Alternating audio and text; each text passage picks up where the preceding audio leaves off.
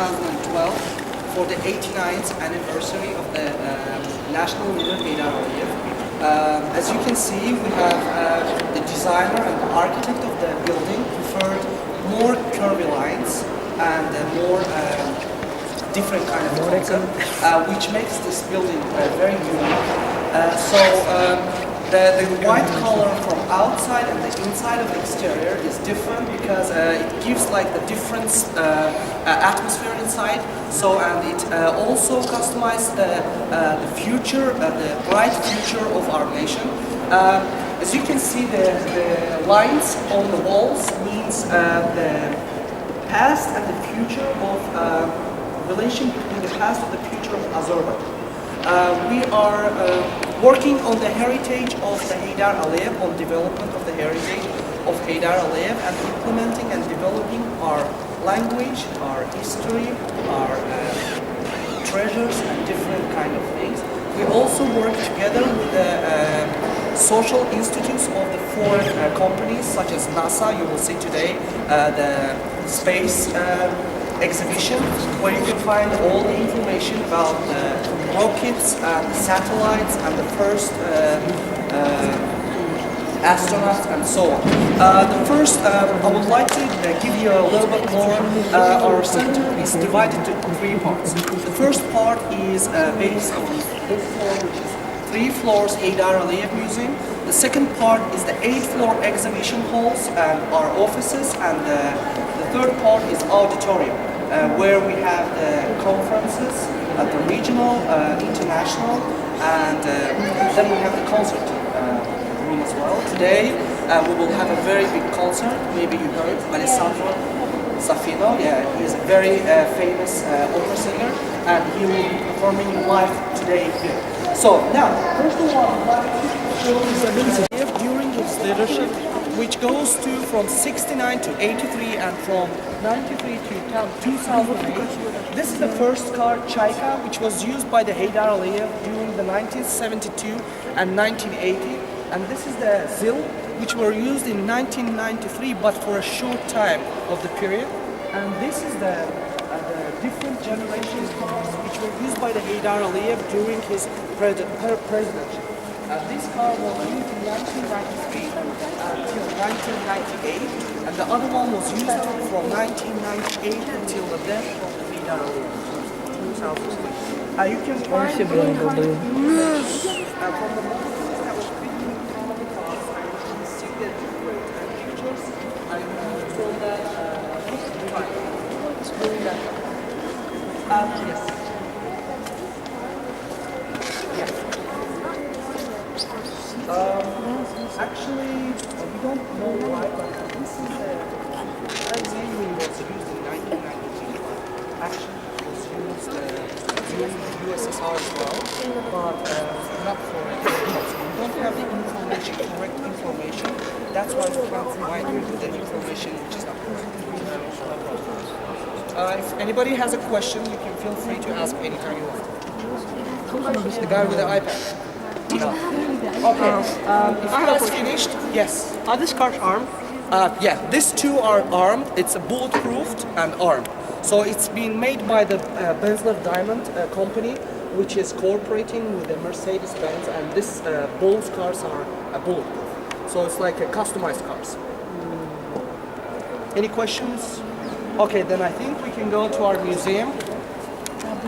The design of the building is very unique. You can't find a straight line. Everything is curved. It's like the waving from the ground to the sky, and then it comes back and comes together at the end. One more question is, who was the designer of this building? The designer of the building, as I said, the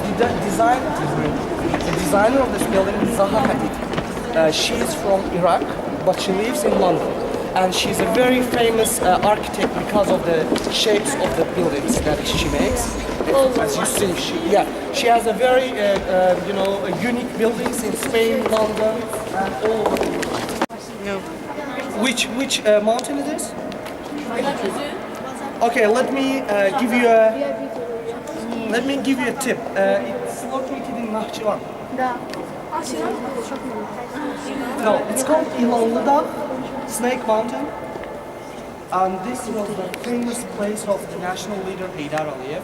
Even when he was working, when he was working as a leader of Azerbaijan, from 69 to 19, from 2002 till 2003, most of the artists gave a picture of this mountain as a present to our President Heydar Aliyev, because this was the most beloved place of Heydar Aliyev. And this mountain is like a symbol of Nakhchivan. So, when was the Heydar Aliyev born? When did he born? Not where. When? 10th May, which year? 1923. So Heydar Aliyev was born in 1923 in Nakhchivan. He had a very simple family. His father was a railway worker, and mother was a housewife. So all the financial things were on behalf of his father, and the other things like like looking after kids, cooking, and everything else was in charge. Was Izzat Hanım. Heydar Aliyev was the first child of 8, and this is Heydar Aliyev. This is his first family picture that was taken in 1930s. Alirzabe and the Salah Hanım. In Heydar Aliyev family, it was like a very popular family. It was a real simple family, but it gave Azerbaijan a general, a president, 3 academicians, and three, which was Hasan Aliyev, Adil Aliyev, and Hussein Aliyev.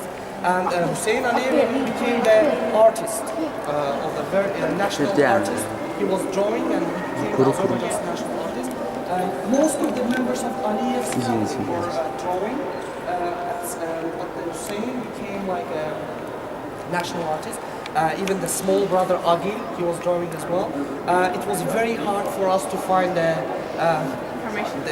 portrait that was drawn by the Heydar Aliyev, but we found one. If you put push, there should be 5. Push or 5. Yeah, you will see the first drawing that was made by him, not the first one, the one that we could find. It was in 1942, and he drew a 12-year-old girl called Zarifa in Nakhchivan, but he didn't know that his wife will be Zarifa as well. So now you will see the only drawing that we found. Excuse me, please. No, you will see. Excuse me, please. Yeah. The photos are so rare. We cannot find them in the internet. No, it's from the personal archive. Archive. Yeah, it was a question. Пожалуйста, здоровьте, пожалуйста. Нет, дороги. Yeah, you'll see it here now.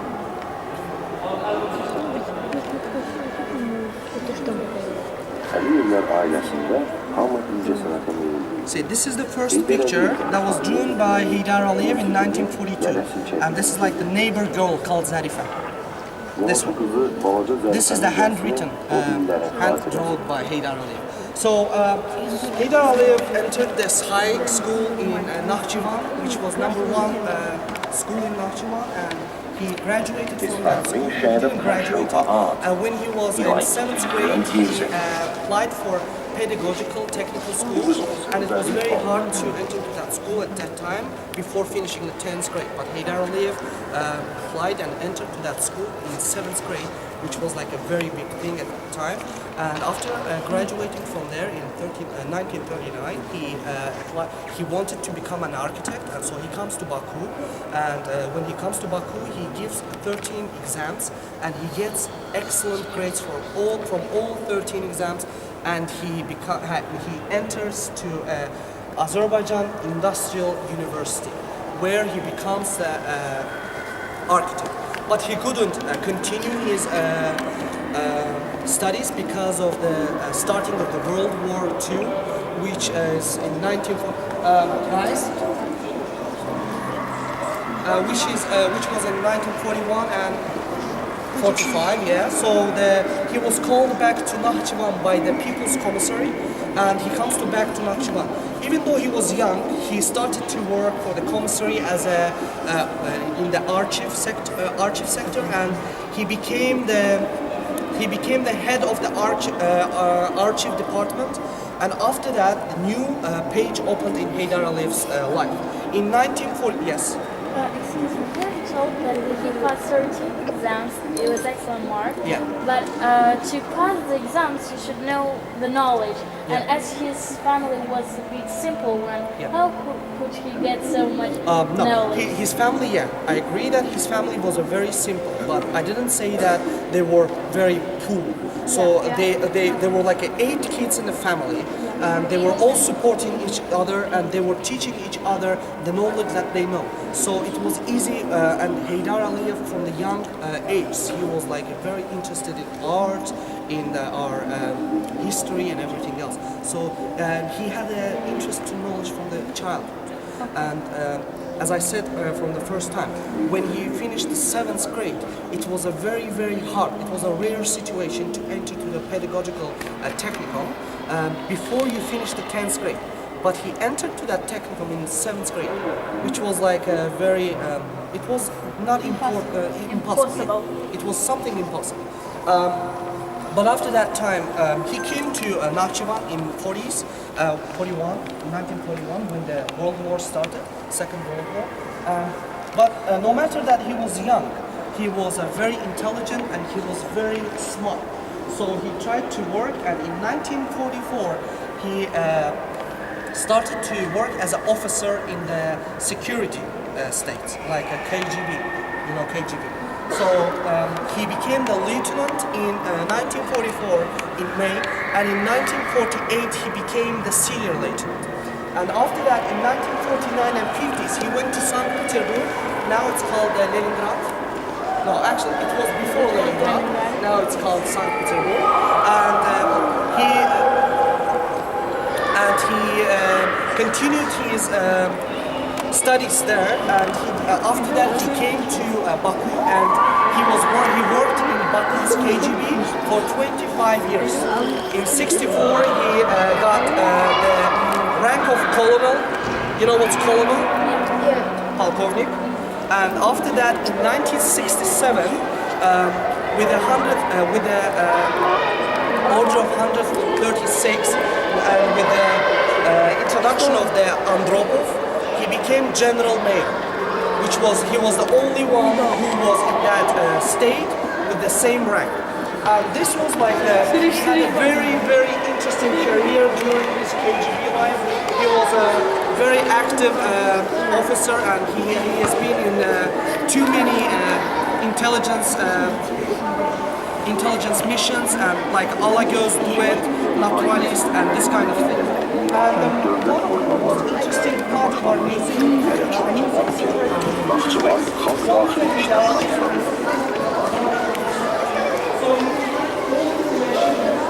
Azerbaijan history from the beginning of the 20th century. Let's say in 1901, the Azerbaijan was the most world-known the country which provided 50% of the gas in the world. In 1902, the Hacı Zeynalabdin Taghiyev opened the first girls' school in the Muslim region. Again, in 1908, Üzeyir Hacıbeyov's Leyli and Majnun opera, Romeo and Juliet opera, made by Üzeyir Hacıbeyov, Leyli and Majnun. And during that time, women couldn't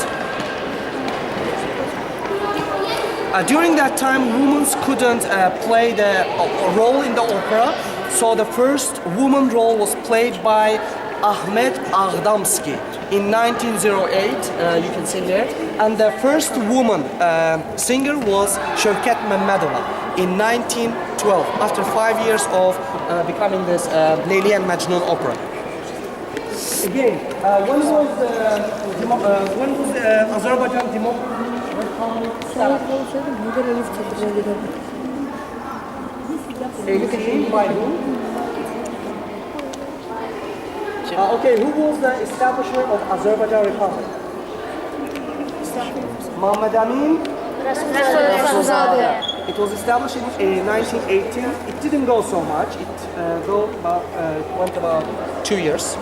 But during that time, in 1919, we opened our first university, Azerbaijan State University, exactly. And after that, in 1920s, the Russians, 11 Red Army came to Azerbaijan, and they then overtake Azerbaijan. And after that, we become SSR, Soviet Union. So this is the first map that was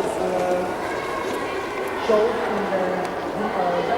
the France by the delegation of the Topçu Russia. You see the difference? Is that separated? Exactly. Takiego foteli polskiego. A nie chłoskie? Takiego. This is the Karabakh. You see this place called Zengazur.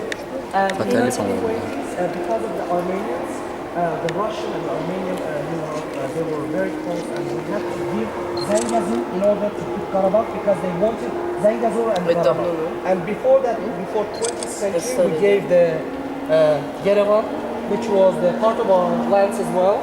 But since that time, at the first time in 1905, it's the start of the Armenian and Azerbaijan war. This is the period of time. They want more. Yeah, of course they always want war. Even not Azerbaijan. Let's say in Georgia, if they find Georgians find, let's say, new things, they say no, this is ours because their language is similar. Their alphabet is similar, so they demand that it's ours. Why didn't they take Nakhchivan? Because, okay, I will tell you in the later on. In 1922, it's Azerbaijan's poet, Mirza Ekber Sabir. They made a new sculpture for him, and after that, the first sculpture was him, standard version. And after that, in 37, they made the one where he sits. Now we see this near İçeri Şehir. There's a park, Sabir Parkı, Sabir's Park, and you can see this. Not this one, the one which where he sits, but the first one where he was. The first sculpture was where he was stood up. Let's go front. Here you can see the first cinema, the first. Trains were put in SSR during SSR. The first trains were put in Azerbaijan. So we had a very because Azerbaijan was very in 1941 of the war, about 600,000 of our soldiers surrendered to the Second World War. And half of them, 300,000 soldiers and half of them came back. Most of them were stayed in Germany. About 143 of them became the Soviet Union heroes, which was Haziaslav, Israfil Mammadov, Zia Bunyadov, and Mikhail was one of these heroes that was.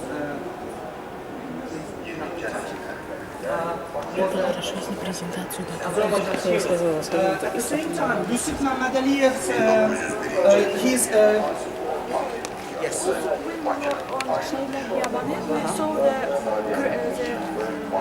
The monument from Haziaslav. Yeah, it's there. The second picture is Haziaslav. You see there? Yeah.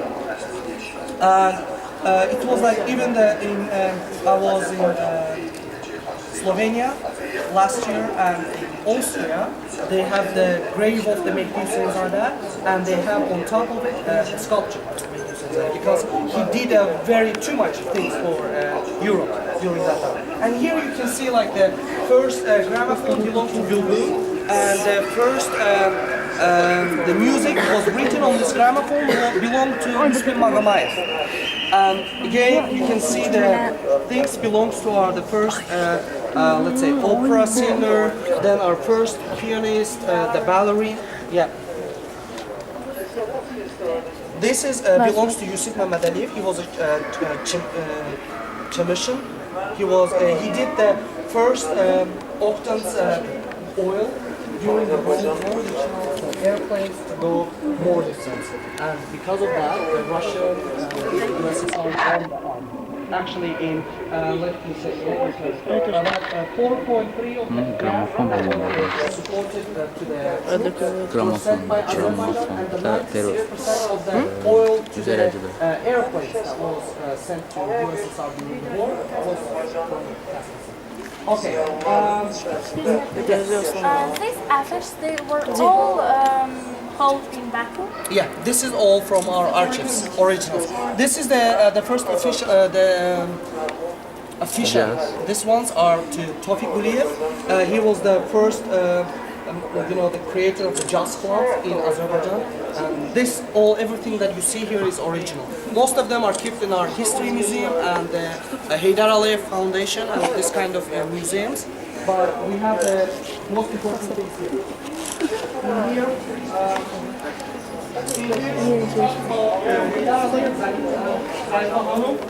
Heydar Aliyev and Zarifa Hanum met in 1947. If you stand up there, the video will start. Yeah. Yes. They met in 1947 during the summer holiday. The Heydar Aliyev's bigger brother was in the holiday, so he called Heydar Aliyev and said, come here, let's have fun and this kind of thing. So he goes to for a holiday and he meets Zarifa, and he gets this is called the first love from first sight. So he gets in love with Zarifa Hanum, and they get married in 1954 when the Heydar Aliyev became the captain, the first captain rank. It was very impossible for them to get married because Zarifa Hanum's father, Aziz Aliyev, had a very big problems during Stalin's regime. So no matter what Heydar Aliyev said, this is gonna happen no matter what. Even if you fire me from my job, I will get married with her. And they, from the marriage of this Heydar Aliyev and Zarifa Aliyeva, they have two kids. The one of them, a son and the daughter. Ilham Aliyev is the president of our country at the moment, and Sevil Khanum Aliyeva, she's an academician and she lives in London. At that time there was no president. Every country had the state mayor, and he was become the first. Actually, pushed on English and here in English as well. So during his leadership in Azerbaijan, his leadership started in 1969. During his leadership in Azerbaijan, all aspects of our country has been increased. Let's say our culture, our economy, and all. During his time in the 70s, he knew that the oil and gas is the most important part in our country, and he could export this to the foreign countries and make a profit to develop our country. So he played a very big role to increase our economy. Even if there were only 700 plus industrial places, fabrics and this kind of things, before his leadership, it was increased to 1,048 from 69 to 83 period. We see the map of Azerbaijan here, Karabakh as well, but we didn't let them to take the Karabakh, but because of that we have to give the Zengezur to Armenia. And after that the Turkish and Nakhchivan came up with a new contract called Gars contract in 1920s, which make the Nakhchivan autonomous republic. And after that, in that contract, it says that if somebody with the guns or the army goes to destroy Nakhchivan or goes to attack Nakhchivan, at that time, Turkey immediately should enter to Nakhchivan and defend it. So if somebody now, let's say, not even Azerbaijan army, if somebody like Armenians or Russians or Irans go to Nakhchivan, Turkey immediately should go in and defend Nakhchivan, because it says in that contract. And in 1992, during the Heydar Aliyev's, while Heydar Aliyev was the head of place, and during that time they renewed the contract between the Gars and the Nakhchivan, and which led them to become even stronger to defend Nakhchivan. During his leadership, you see they made a new air conditioner fabric, which was the biggest one in the USSR. And if there was like a until 69, the Russian SSR, not the Russians, the USSR put the 14 billion rubles to our industry and to our economy. During Heydar Aliyev's leadership in 69 and 83, these numbers were increased to 34 billion rubles. Yeah. I would like to say that while his presidency, our economic position were increased by 5 or 10% because of the stable one. I would just like. Yeah, this is what I think as well, Yeah. because for the Azerbaijan, in the Azerbaijan that we live now, we have to. There's the only guy that we have to thank, and that's him. And Because he didn't do it only for our country, he did it for us. Yeah, of course. Because we live in the country that he built. And in 1985, our country were placed to show to other USSR republics to be like As an example. I will tell you this. You see this numbers, like Yeah. the years, as it changed. This is like the very important years in his life. So in 1983, what happened? In 1983, Heydar Aliyev became one of the most important persons in USSR.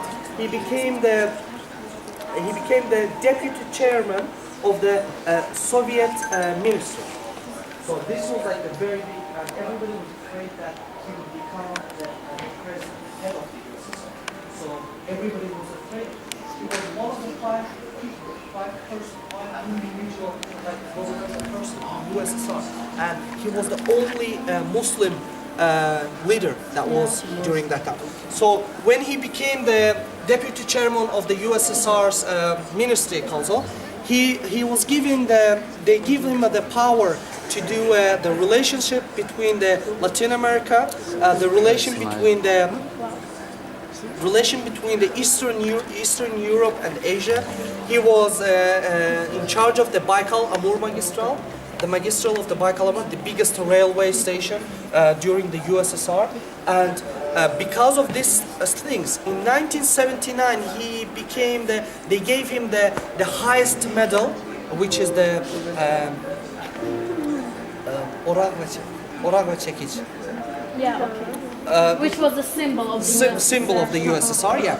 And in 1983, for the 60th anniversary, they gave him the second one. Even though Brezhnev, you know Brezhnev? Yeah, of course. He had 3 of them, and Heydar Aliyev had 2 of them. And when he got the second of this medal, they built the sculpture of the Heydar Aliyev in Nakhchivan, where he was born, in 1986. And this was the first sculpture made by the Heydar Aliyev sculpture made in Nakhchivan. Yes. We heard that Heydar Aliyev was taking part in building Suriye. Can you give us some information? Building Suriye. Yeah. When this, I don't have too much, the information about it. But during they were building the Suriye, because they were thinking about building an industrial city, where it can be the outside of the capital, because at that time it was a very hard, because there was too much gas and this kind of thing, and it was very harmful for the people. So they decided to build it in outside of Baku, where they could, it will be easy to locate near the Baku, and it will be easy to reach. So they decided, and Heydar Aliyev, he played a very big role in that project as well. Actually, now there's also a chemical fabric in it, which is a chemical fabric. All of the Europe and USSR was provided by this air conditioner and was sold to all over the world. This is I think, the pictures of it. Heydar Aliyev's return to Baku was 1990s when Meclis, and during his leadership in Meclis, because the Nakhchivan was blocked and there was no electricity and nothing, he wrote the first letter to Bill Clinton. When he elected the president, he wrote the letter to Bill Clinton asking for help to help the Nakhchivan, USA.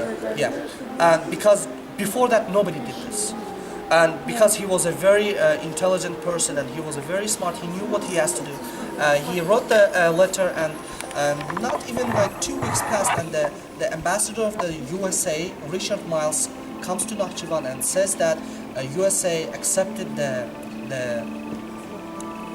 letter that was sent by Heydar Aliyev, and they will help Nakhchivan. And they send about 35 tons of the food and the first aid stuff to Nakhchivan. So because there was too many wounded soldiers and the people in Nakhchivan, because the Armenians were attacking Nakhchivan's territory all the time, they wanted to take it.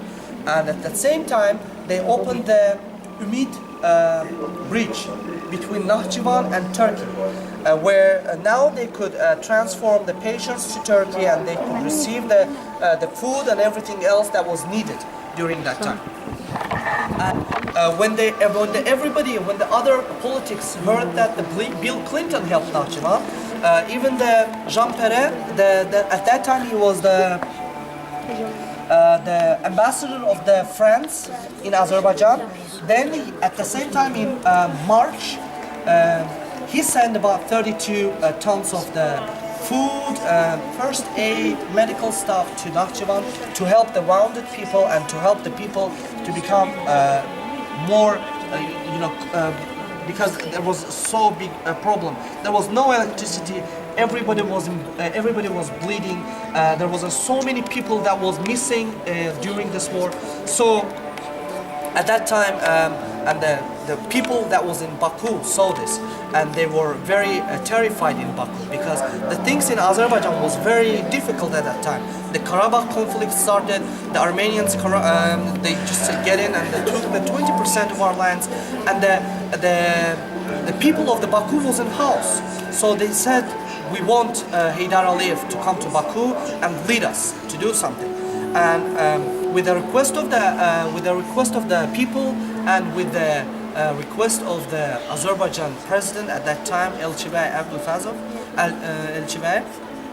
the Heydar Aliyev was brought to Baku, and after that he became the chairman of our Mejlis, and after that he became in charge of taking actions for the president, and in 3rd October 1993 he became the president of Azerbaijan the first time. I don't walk you through there, it's better to stay here, and I will give you the brief information. Then we will go to our cinema and we will watch the short movie. In 1993, he became the first-time president in 3rd October, and in 10th October, after that, in 1994, he did the contract called the Bishkek contract, which allowed us to stop the fire between Karabakh and Armenia. So he started the fire ceasing, and it helped us to solve our problems because we had about 1 million people who was refugees who was drawn back to Baku or the other regions to Azerbaijan from Karabakh. So this contract helped us to solve their problems, and at the same time, because of this contract, we could do some very big international projects like Azeri Güneşli Çırak project, Baku Tbilisi Ceyhan project, because before this we couldn't do it because of the fire siege, because the international companies wouldn't put their investments to the country which is in the war. May I add? Sure. I would like to say that the actions which were made from Bill Clinton and Jean Perret prove us that Heydar Aliyev weighed a lot in the Eastern and USA politics. Yes. It's very Because big he honor. had a very big influence. Even now, most of the politics can, talk hours of speech about him, because what he done to this country is something that can't be described. Because even in Russia, even in USSR, everybody knew that he had the potential to do the things that nobody else can, and that's why everybody was afraid of him. Because every single time he was in a perfect place where he has to be, and he knew what he has to do. So he could go out clean from every kind of situation.